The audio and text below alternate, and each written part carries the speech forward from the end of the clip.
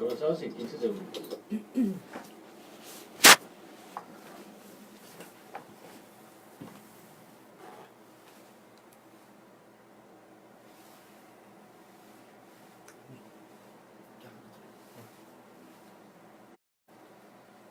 Muy buenas tardes a todos, bienvenidos a su programa Rutas y Retos de Legalidad, en donde analizamos temas relacionados con el derecho administrativo, la justicia administrativa, los derechos de los ciudadanos, derechos humanos y disciplinas especializadas en materia administrativa.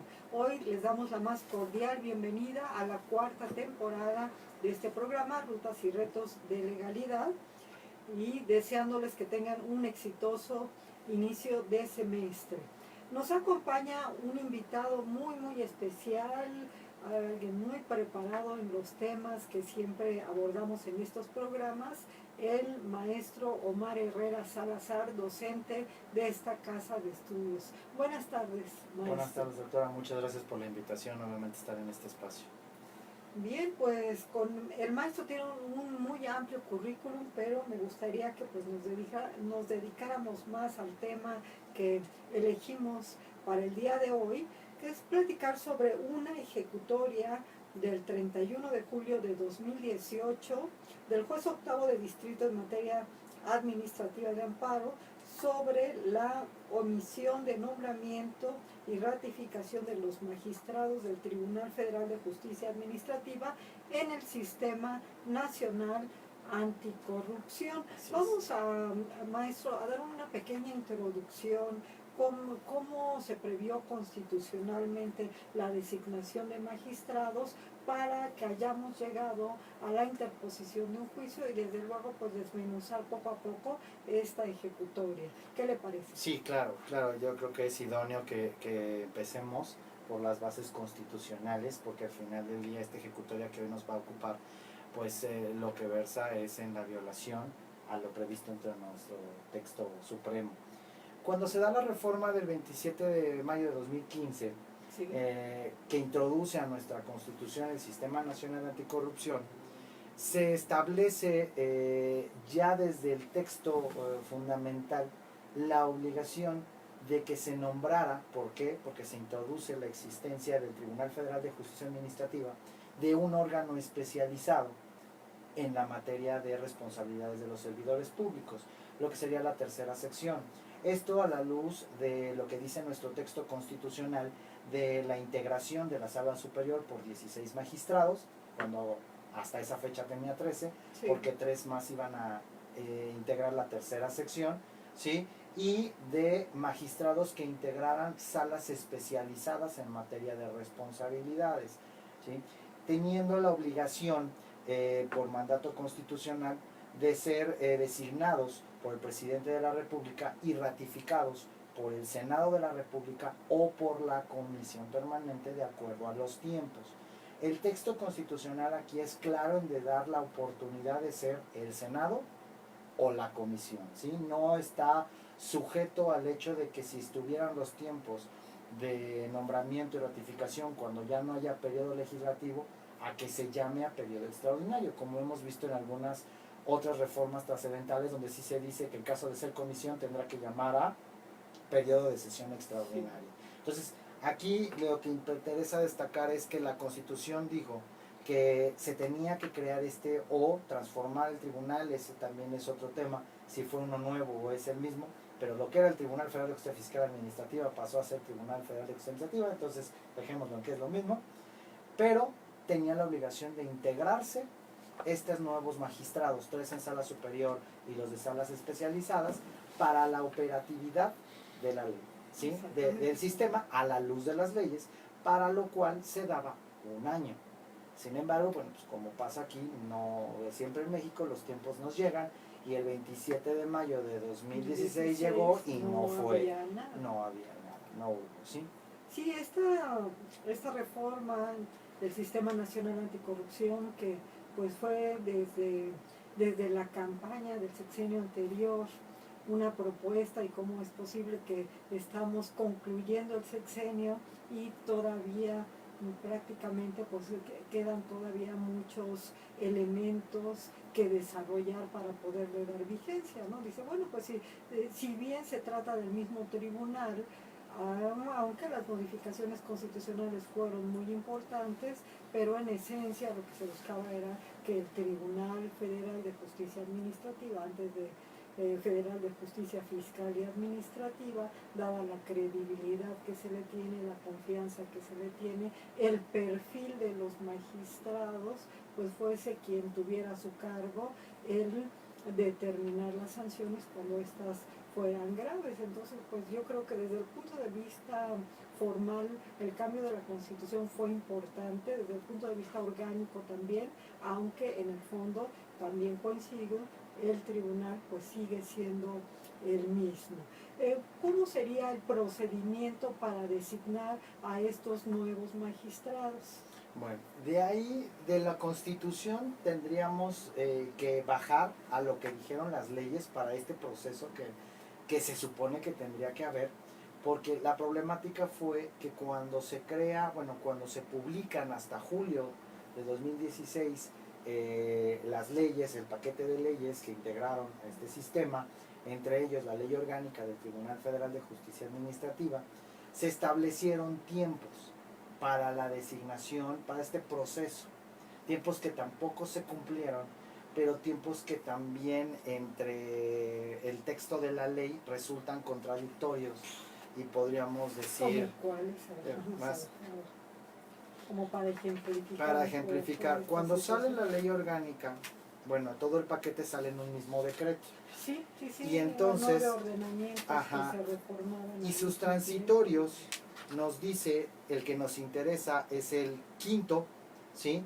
El quinto señala que los magistrados, para el proceso de nombramiento, el presidente de la República tendría hasta antes de que concluyera el periodo inmediato anterior a la entrada en vigor de la Ley General de Responsabilidades para mandar las propuestas al Senado. Dicho en fechas, si estos paquetes se publicaron en julio de 2016, el presidente Peña Nieto tenía hasta el último día del periodo inmediato anterior a julio de 2017 para mandar los nombramientos. Esto estamos hablando que sería el periodo que corre de febrero a abril del 2017. ¿Sí? Entonces, ahí, como ustedes ven, la primera contradicción sería que no hay una aplicación inmediata. Le está dando un tiempo amplio, ¿sí?, al presidente de la República para mandar los nombramientos. ¿Por qué yo creo que es contradicción? Porque el mandar el nombramiento, y primero iba a estar sujeto a un proceso de selección interno, pero segundo, ya estando el nombramiento en el Senado tenía que realizar un propio procedimiento de escrutinio de estos candidatos. Después, si fueran nombrados, llegar al tribunal y estos magistrados sujetarse a las propias reglas del tribunal. No para la adscripción de sala, porque eso ya iban dirigidos. Sí, ya pero el proyecto creado era que estos magistrados no iban a estar todos concentrados en un solo lugar. Tenía que abrirse a la República. Entonces hablamos de cuestiones materiales, de cambios de homenaje, creación de las salas, la instauración de las salas a nivel material, no jurídico. ¿Sí? O sea, claro, hacer las contrataciones de los personal, secretarios de acuerdos, exacto, inmueble, todo. Entonces, si como fue que Peña Nieto los mandó en los últimos días de abril al Senado, estaríamos diciendo que el Senado ya no lo iba a hacer como no lo hizo, no tenía posibilidad de un procedimiento justo. Claro. Y si lo hiciera comisión permanente, hubiera tenido que haber sido express, porque tenía mayo y junio y 15 días de julio para hacerlo, para que el tribunal pudiera ya estar integrado plenamente para el 19 de julio de 2016, que prácticamente era el 2 de agosto de 2017, perdón, porque hasta el 18 caía en el periodo vacacional del tribunal. ¿Sí? Pero era imposible. Armar una sala, pues no te lleva una semana, te puede llevar hasta un mes en razón de cuestiones logísticas, personales. Y eso siendo rápido. Aquí y teniendo dinero. Sí, desde luego habría que ver la cuestión presupuestal. Aquí yo tendría otra pregunta. En el caso de la designación o la elección que le corresponde al presidente para hacer la propuesta, ¿había requisitos distintos a los requisitos que señala la ley orgánica para cubrir el perfil del magistrado? La del exposición de tribunal? motivos, si es algo que toca la ejecutoria, sí habla de la idoneidad de los propuestos, ¿sí?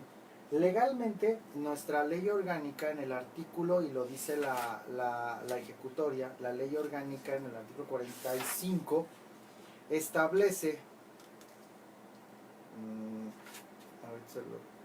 establece que debe de darse bajo los principios de transparencia, idoneidad y funcionalidad, ¿sí? Publicidad, ¿sí? La selección de los candidatos.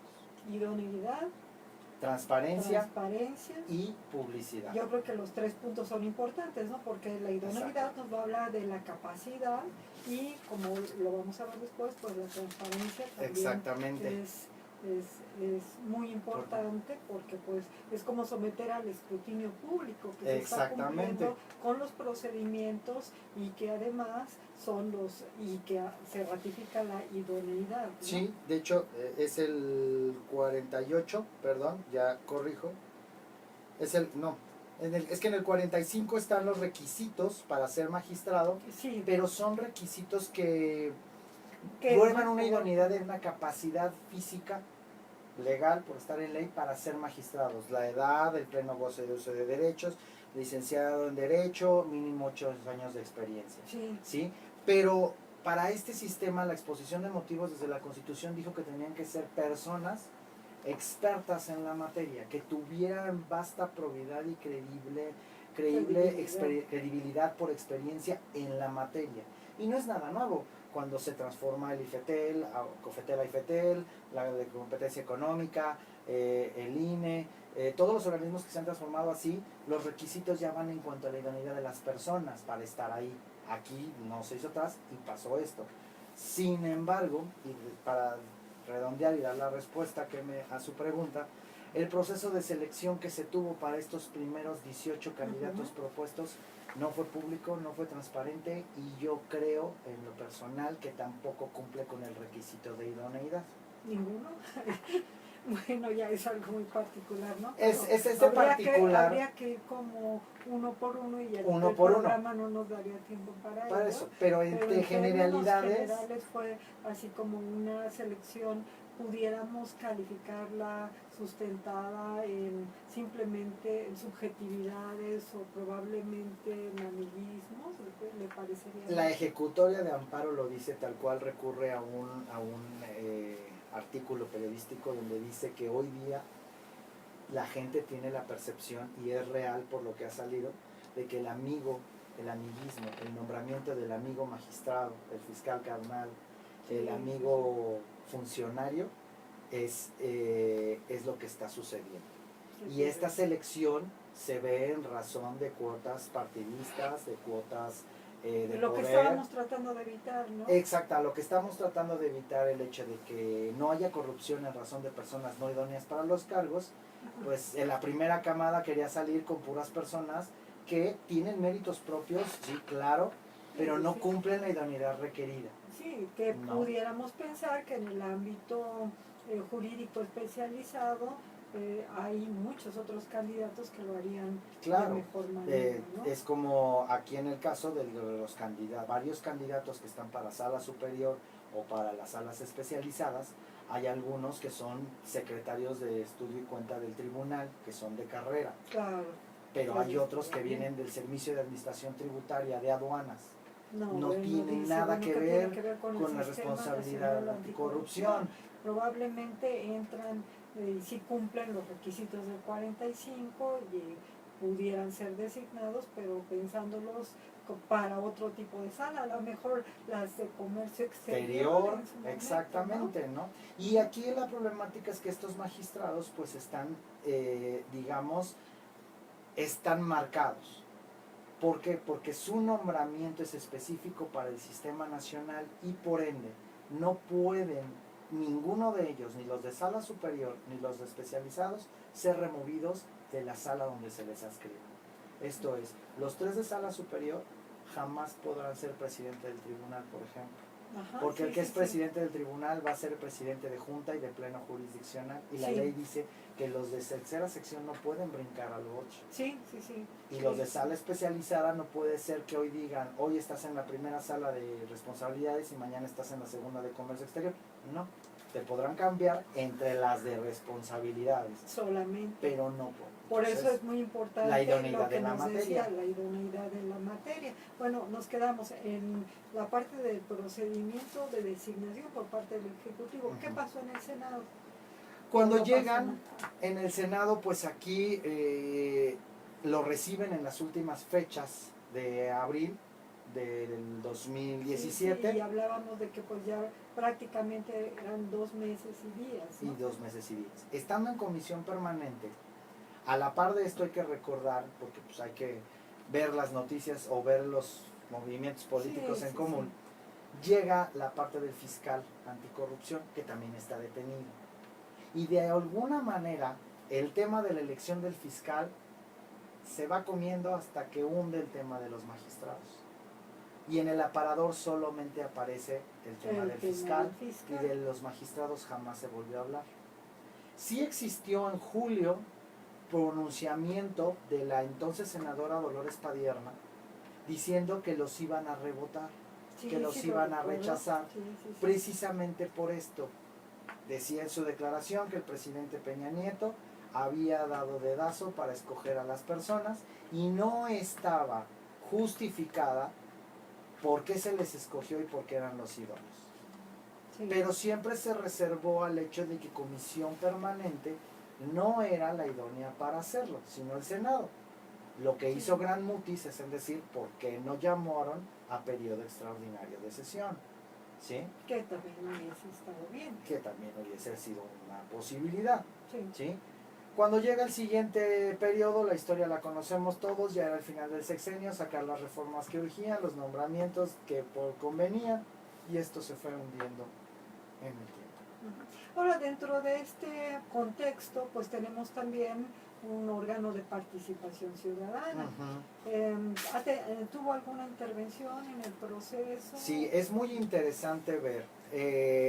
La Ley General del Sistema Nacional Anticorrupción marca las facultades de este Comité de Participación Ciudadana, donde se dice que son ciudadanos.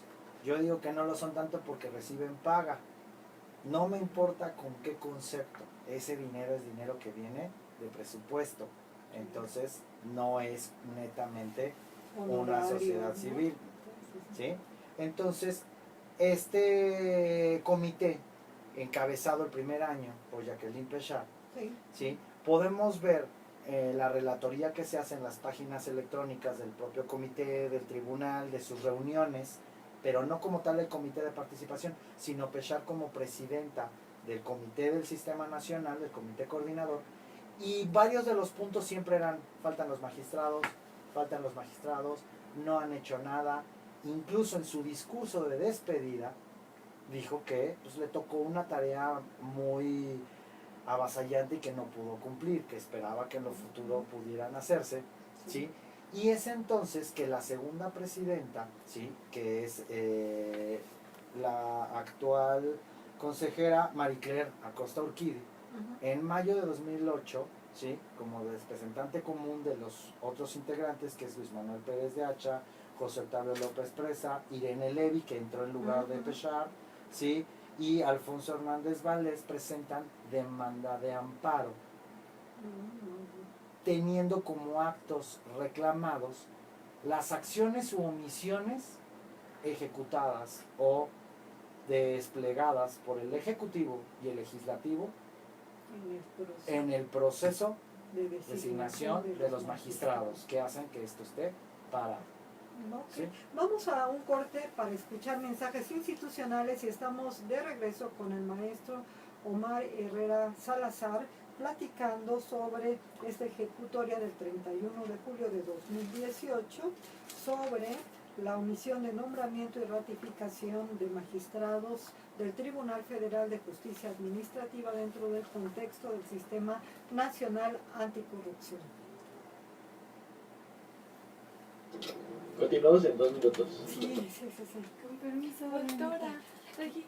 Ay, sí. Gracias. Hola, ¿cómo estás? Muy bien, gracias. Ay, no me acordaba de... Doctor, dijo maestro. Pues ya, di mamá. Bueno. Ya vamos a hacer el doctorado. Dígale, postdoctor. Derecho. Yo tengo. Pues tienes todos los conocimientos. Sí, ya voy al doctorado.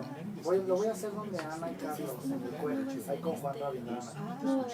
Porque pues me quedan los sábados. Literal. O sea, Todos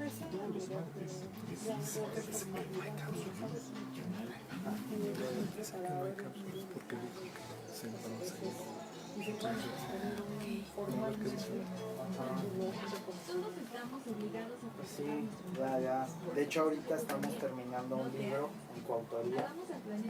Manuel Lucero, Luis Humberto Delgadillo, su esposa Graciela Buendrostro, dos profesores de la Autónoma del Estado de Morelos, que es Ricardo Tapia, el magistrado presidente del contencioso de AYAC, de la justicia de AYAC, que es Jorge Estrada, 3 personas de Colombia, y va a ser una coautoría entre la Universidad de Santiago de Cali y la Autónoma del Estado de México, y es sobre el sistema nacional.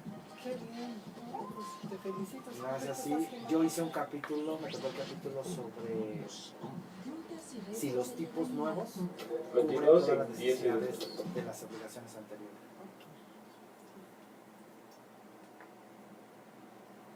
Bien, estamos de regreso en su programa Rutas y Retos de Legalidad. Esta tarde platicando con el maestro Omar Herrera Salazar sobre la ejecutoria del 31 de julio de 2018 relativa a la omisión del nombramiento y ratificación de los magistrados para el Sistema Nacional Anticorrupción. ¿Cómo surge entonces este amparo? Ya más o menos nos acaba de decir el Comité de Participación Ciudadana, atento pues a todas estas omisiones, promueve contra los actos y omisiones, ¿no? Sí. En mayo de 2018, y eso lo vemos de la relatoría de la propia ejecutoria, se presenta este amparo. Y leer la ejecutoria es interesante en razón de ver que se presenta con un interés jurídico y legítimo. Y esto nos trae a colación cuestiones que el gobierno federal también había hecho caso omiso desde hace muchos años. ¿A qué me refiero? La ejecutoria nos dice que acude en interés legítimo en razón de ser una sociedad civil, el Comité de Participación Ciudadana, bajo las reservas que comentaba de que pues, reciben un presupuesto, ¿sí? Pero bueno, este Comité de Participación Ciudadana sí puede considerarse como un órgano civil en razón de que no ejercen un cargo de autoridad. Sí. Y desafortunadamente, como yo les decía, nuestro Estado mexicano ha obviado 2 convenciones internacionales, que es la de las Naciones Unidas contra la Corrupción, publicada en el Diario Oficial el 14 de diciembre de 2005, y la Convención Interamericana contra la Corrupción, que es de enero del 98, ¿sí? Que son 2 instrumentos internacionales que desde esos años nos obligaban a una transformación en nuestro sistema disciplinario, ¿sí? Entonces no es nada nuevo en primera. Y en segunda, ahí se establecen reglas en donde se obliga a los estados a que dentro de sus normas internas se prevea la posibilidad de la participación de la sociedad civil en esto. Y no netamente como observador o medidor, como Transparencia Mexicana y tantos otros organismos que existen que hacen estudios, encuestas y un muy buen trabajo, pero siguen atados a mano, están fuera de la jugada realmente. Sí, se tiene que reconocer por ley. Entonces, esta ejecutoria nos dice que se promueve este amparo bajo el interés legítimo previsto en ley de amparo, ¿sí? En esta tercitura, pero también bajo el interés jurídico, porque el artículo de la Ley General del Sistema Nacional Anticorrupción, que prevé las facultades del comité, prevé una que dice que es estar al tanto y promover para el mantenimiento e implementación del sistema nacional. Y se puede interpretar que ella está así ejerciendo una opción conducente para llegar a un resultado. ¿Cuál es? Que se logre la instauración por completo de una de las instituciones integrantes del sistema, que es el Tribunal Federal de Justicia Administrativa. Okay. ¿Cómo fue el desarrollo de este juicio de amparo? El desarrollo es algo, al leer la ejecutoria, hay un punto en concreto que me gustaría comentar. Sí, claro. Se lee que la Consejería Jurídica del Ejecutivo, pues quien representa al presidente de la República, que fue autoridad responsable, Sí. ¿sí?, interpuso una queja.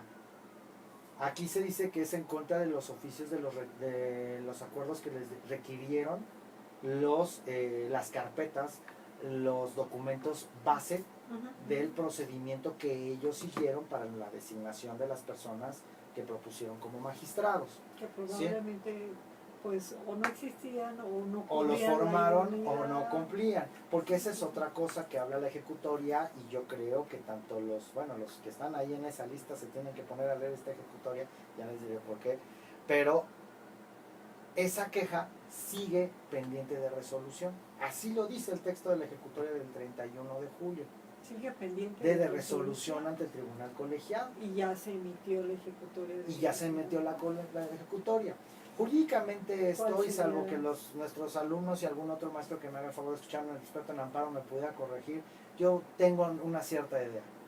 La queja es el medio de impugnación en contra de un acuerdo dictado en la instrucción de un juicio del juicio de amparo.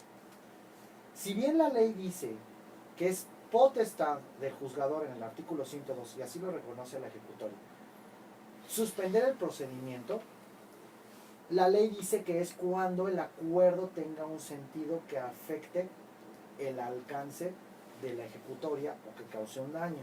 Palabras más, palabras menos. Sí. Yo quiero pensar que no solamente podemos interpretar a rajatabla ese artículo diciendo si solo se dan estos supuestos suspende el procedimiento. ¿Por qué? Aquí la ejecutoria dice que como la queja va contra un acuerdo de requerimiento de pruebas, no se actualiza esto. Entonces, la queja sigue vigente en tribunal colegiado, pero el tribunal colegiado se va a enterar que ya hay ejecutoria, ¿qué va a decir? Pues queda sin materia y hay criterios de jurisprudencia. Sí. Entonces, quien interpuso la queja, ¿qué tiene que hacer? Pues, interponer como violación procesal. Para mí, en muy personal punto de vista, ello lo que genera son dos situaciones. Muchos dicen, los juzgadores dicen que es por dar la justicia pronta y expedita, porque ya está tu ejecutoria. Sí. Yo pensaría distinto. ¿Por qué? Porque yo no quiero que me resuelvan rápido, yo quiero que me resuelvan bien y rápido. Y si tú me estás resolviendo mal porque hay algo que está en tu proceso mal y te lo pueden tirar, el que tú ya me des la sentencia me está obligando a mí a irme a un medio de alzada, a que revise nuevamente, y entonces ya no me salió tan rápido. Ni bien ni rápido. Ese es mi punto de vista. Okay. ¿Sí? Y segundo, pues el hecho de que si esa queja está relacionada con un punto medular, por mucho que sea una prueba, pero con un punto medular de la litis constitucional, el juez lo que está pretendiendo es primero hacer valer su criterio para evitar que el tribunal colegiado sea el que dirija el criterio de la litis constitucional. Muy bien. ¿Sí? Un buen razonamiento, claro. Entonces, aquí, ¿por qué lo hizo? La ejecutoria dice que es porque no alcanza las hipótesis del 102. Pero ¿cuál va a ser la realidad? Que Consejería Jurídica va a tener que decidir si le dice al colegiado, oye, ya emitió ejecutoria, déjala sin materia y vámonos rápido para que yo pueda presentar la revisión. ¿Sí? Pero ya tiene un punto ganado la Consejería Jurídica de revisión. ¿Por qué? Porque decir, es que esto yo te lo hago valer ahora como vicio de procedimiento. Exacto. En síntesis, porque nos va quedando muy poco tiempo, en síntesis, ¿cuáles son los puntos importantes de la ejecutoria? ¿Qué nos dice esta ejecutoria? Los puntos importantes podríamos decir que el juez de distrito establece que hay una violación a derechos humanos, ¿sí? ¿Cuáles? Al desarrollo, lo califica como superindividual del desarrollo. Yo quisiera entenderlo como una vertiente que un gran amigo incluso lo ha escrito, el doctor Ricardo Tapia, el derecho humano a la buena administración, a la administración pública, ¿sí? Y otros conexos, como es el de seguridad jurídica y legalidad. ¿Por qué? Porque me estás dejando, sin los nombramientos, me estás dejando ante instituciones que no operan, no tienen los instrumentos para operar los procesos y procedimientos legales y quedo en estado de incertidumbre. Lo que mencionábamos al inicio, ¿no? Que hay una violación a los principios constitucionales de la función regular de la administración pública. Y de aquí hay otro argumento muy bueno que me gustó, donde dicen que hay una violación al principio de división de poderes, porque con estas conductas el legislativo está impidiendo que trabaje un órgano constitucional, ¿sí? Encargado de una actividad. Igualmente no conozco a fondo la ejecutoria, la conozco así, simplemente diríamos abuelo de pájaro, pero creo que este punto es muy, muy interesante, ¿no? Que uno de los poderes... No, y hasta lo regaña. Sí, porque dice textualmente en negrita, subrayado casi de los legisladores, quienes crean las normas, no pueden ser los primeros en incumplirlas. Sí, qué interesante. Si ellos mismos se dieron la obligación de aprobar esto en tiempos, ahora no pueden desconocerla. Claro que son razones políticas, ¿sí? Este es como el preámbulo de lo que se viola, ¿sí? Los derechos humanos. Incluso ya se dice aquí un párrafo que nuestro amigo, usted lo conoce, el doctor López Olvera, claro. Él me hizo favor de compartir una ejecutoria de un tribunal argentino que ya habla del derecho humano a la inexistencia de la corrupción. ¿Sí? Y aquí ya en un parrafito lo dice, que se tiene derecho humano a no tener una administración inmersa en corrupción o con hechos de corrupción. Exactamente es darle vigencia como en muchos otros derechos, ¿no? Que no nos digan, bueno, pues conforme las circunstancias del país vaya pudiendo. No sé. Y bajo este preámbulo, la ejecutoria lo que nos dice es que concede el amparo, ¿sí? En dos sentidos básicamente.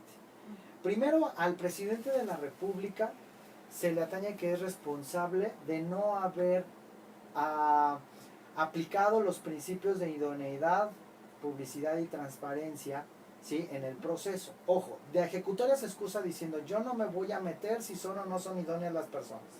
Sí, pero simplemente... Pero la transparencia en la idoneidad y la publicidad no se dio con la mera transcripción del currículum vitae de las personas. De hecho, y dice, y me voy a permitir porque es interesante cómo lo ve, se debe detallar por qué dichas personas tienen los méritos suficientes, calidad profesional y ética para acceder al cargo sobre la materia específica en que versa su propuesta. Máxime que están llamados a fungir como jueces en materia de responsabilidades administrativas y en relación a la corrupción gubernamental. Claro. Entonces, si leemos esto, pues de los candidatos que vienen por ahí de PGR, de aduanas, de Secretaría del Trabajo y Previsión Social, del Senado, no cubrirían una cuestión de idoneidad, ¿sí? Entonces, esto se le impone como obligación al presidente de la República como efecto del amparo para determinar que tiene que transparentar esa idoneidad, señalando por qué esos candidatos cumplen estos requisitos. Y en cuanto a la publicidad, va más allá la ejecutoria de lo que dice la ley ciertamente, pero se basa en criterios propios del Poder Judicial, de la Corte, en razón de que la publicidad, esta rendición de cuentas solamente se puede dar haciéndolo del conocimiento público en publicación del Diario Oficial de la Federación. O sea, ¿qué es lo que habría que publicar en el Diario Oficial? No sé cómo, pero tienen que hacerle un examen a estos 18 candidatos, donde ese perfil psicológico, curricular, ético, moral, lo que sea, cumpla lo que dice el juez de distrito. Que tienen una calidad profesional, mérito y ética para el cargo, o sea, hablando de que vas a ser magistrado, juzgador y además que sabes de la materia. O sea, ya se rebasa un poco más, ¿sí?, lo que dice la Constitución, lo que dice la ley orgánica, perdón, en cuanto a los 8 años de experiencia en tal materia. Porque eso se cubría constitucionalmente con el puro currículum. Claro, y además era, o había venido siendo, el nombramiento de los magistrados y después elegía para qué tipo de sala Claro. Se asignaba, Se ¿no? hacía. Y ahora pues sí es como muy, desde el inicio, desde el mismo ordenamiento, pues tienen ya un nombramiento muy, muy dirigido y muy acotado, inclusive en las mismas funciones dentro de la ley orgánica, ¿no? Claro. Yo creo que en ese sentido sí se justifica, sin embargo a mí pues sí me hace un poco de ruido que la ejecutoria vaya más allá de lo que diga la ley. Sí, porque la ley no prevé que los procedimientos de nombramiento se hagan públicos en el entendido de ser publicados en el Diario Oficial de la Federación, ¿sí? Pero bueno, esto por lo que hace al presidente. Por lo que hace a la comisión permanente ahorita, en cuanto quede firme, o si queda firme cuando ya esté el Senado de la República en el mes que entra, ¿sí?, tendrían que ya pronunciarse respecto de el rechazo o aceptación de la propuesta inicial. Pero ojo, como viene vinculado, Sí, claro. Peña Nieto todavía sí estaría obligado a publicar este estudio, mandarlo en alcance al Senado o a comisión y estos pronunciarse al respecto. ¿Qué sería la situación que se pudiera dar? Que digan, nos quitamos de problemas y los rechazamos. La ejecutoria va más allá, porque dice, todo lo que acabo de decir también aplica por si rechazas. La nueva propuesta que manda el presidente tiene que atender estos principios de esta ejecutoria y el Senado hacerlo, la evaluación en estos principios de esta ejecutoria. Y bueno, ya en el último minuto diríamos, ¿qué esperamos? ¿A qué debemos de estar atentos? Porque pues en esta ejecutoria se puede cumplir realmente. Esta ejecutoria, pues estamos en tiempo de que todavía quepa la impugnación en revisión. Si la revisión llega antes del cambio de presidente, ¿sí?, pues será Peña el que tenga que cumplirla, pero como hemos visto actualmente en las noticias y demás, hay una comunicación cercana entre Peña y Andrés Manuel López Obrador, en donde se están haciendo ya propuestas y cambios de personas y de instituciones para el próximo gobierno. Entonces yo creo que tenemos que esperar a que resuelvan el colegiado si es que hay revisión, y si no, que los actores políticos se sienten en la mesa, pero ya viendo hacia futuro. Y que si va a ser Andrés Manuel el que pida que Peña mande los nuevos nombres, pero pues como van a ser para el futuro, en el que estará Andrés Manuel, lleguen a un acuerdo en donde sí se cumplen. La ejecutoria se me hace muy buena en razón de sentar al político a decir, no puedes nombrar a tu compadre, a tu amigo, a tu novia, al que siempre estuvo contigo, a alguien, ¿no?, nada más por ese hecho. Tienes que cumplir todo esto. con un perfil más. Y ojalá esto entonces sea parte de aguas para que en lo futuro, no solamente ellos por disposición constitucional, cualquier nombramiento de cualquier funcionario ya no atienda a la misma. Para finalizar, Sí. el magistrado Manuel Lucero siempre cita a Alejandro Nieto, diciendo que el derecho disciplinario es un derecho de amigos, de compadres, por eso no tenía efectividad.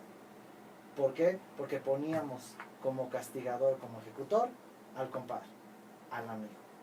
Por eso es el derecho disciplinario desde ahí empezó mal. Si esta ejecutoria se pudiera cumplir en sus términos, estaríamos quebrando esa creencia y esa práctica enquilosada en nuestra administración pública, en nuestro Estado mexicano. Pues como siempre, muy interesantes los temas que viene a platicar aquí con nosotros, maestro Omar Herrera. Muchísimas gracias. Se quedan muchas cosas ahí en el tintero, pero no hay que desatender, hay que hacer el seguimiento de este amparo, de esta ejecutoria y del nombramiento de los magistrados, porque ya queremos ver la aplicación de este sistema nacional anticorrupción, ¿no? Por Así todo es. lo que de. Muchísimas gracias. Quiero recordarles que a partir del siguiente programa pues también tendremos 2 cápsulas, una cápsula que ya veníamos transmitiendo, la de novedades administrativas a cargo de la maestra Ana María Ramírez, y tendremos una cápsula nueva a cargo de Juan Antonio que será sobre cultura jurídica. Quiero agradecer su atención y espero que el cambio de horario, pues de cualquier manera nos sigan en las redes, nos sigan a través de Radio Yus. Y maestro Omar, nuevamente esta es su casa. Muchísimas gracias, siempre aprendemos mucho con usted aquí. Muchas gracias, doctora. Pues, quedo espera de cualquier invitación que me haga, aquí estaré con gusto. Para usted y su auditorio, que le mando un saludo muy fraterno. Pues muchas gracias, nos escuchamos el próximo viernes a las 2 de la tarde en Rutas y Retos de Legalidad.